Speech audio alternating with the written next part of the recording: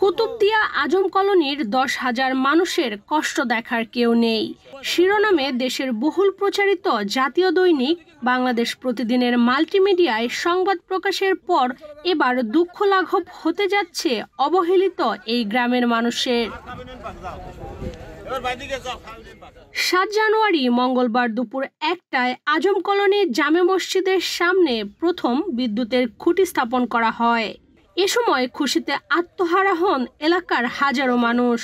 বহুত দিনের আশা ভরসা ইনশাআল্লাহ এত সুন্দর ইয়ান পজিশন নাম তো খুবই ভালো আগের আল্লাহর রহমতে ইয়ানরাই তো ইয়ান আল্লাহ বলি বহুত আর সব সময় অবহেলিত আছিলাম জিনিস না আর আল্লাহ বলি এখন শুকরিয়ার ব্যাপার আলহামদুলিল্লাহ। তারা বিগত দশকের পর দশক ধরে তারা লাঞ্ছিত, তারা নাগরিক সুবিধা থেকে বঞ্চিত।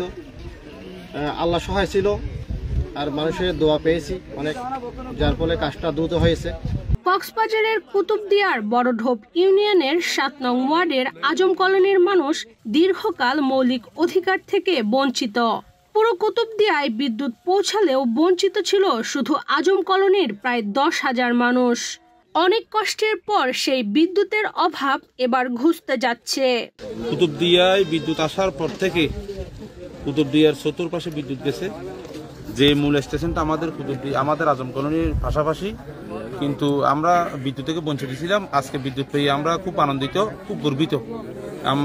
আমি আজম কলোনিবাসীর পক্ষ থেকে আমার মাননীয় ইউনো মহোদয়কে আমি ধন্যবাদ জানাচ্ছি, আর মাননীয় জেলা প্রশাসন মহোদয়কে আমি আমার অন্তরস্থল থেকে আমার ব্যক্তিগত তরফ থেকে এবং আমার এলাকাবাসীর পক্ষ থেকে আমি অত্যন্ত অনেক ধন্যবাদ জানাচ্ছি। এখানের এলাকার সর্বস্তর মানুষ সবাই, কেউ মানববন্ধন করেছে, কেউ কর্মসূচি করেছে, যে সর্বস্তর আজম কলোনির মানুষ সবাই কিন্তু যার যার অবস্থান থেকে কিন্তু চেষ্টা করেছে। সাবমেরিন কেবলের মাধ্যমে বিদ্যুৎ সরবরাহের প্রায় 2 বছর পার হলেও সংযোগ ছিল না আজম কলোনিতে। ঘরে ছিল না আলো, স্কুল কলেজ সহ সর্বক্ষেত্রে ব্যাহত হচ্ছিল দৈনন্দিন কার্যক্রম।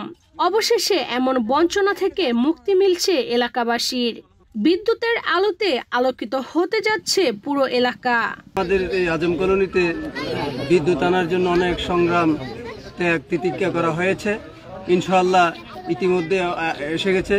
যে বিদ্যুৎ এসেছে এই জন্য আমি কুতুবদিয়ার প্রশাসক ইউনো মহোদয়কে এলাকাবাসীর পক্ষ থেকে আমার আন্তরিক শুভেচ্ছা ও অভিনন্দন জানাচ্ছি। দীর্ঘ প্রতীক্ষার পর আমরা এই খুঁটি স্থাপন করতে যাচ্ছি। এটা প্রথম আমি আল্লাহর শুকরিয়া জ্ঞাপন করতেছি যে মহান রব্বুল আলামিন আমাদেরকে এই ব্যবস্থাটা করে দিয়েছেন।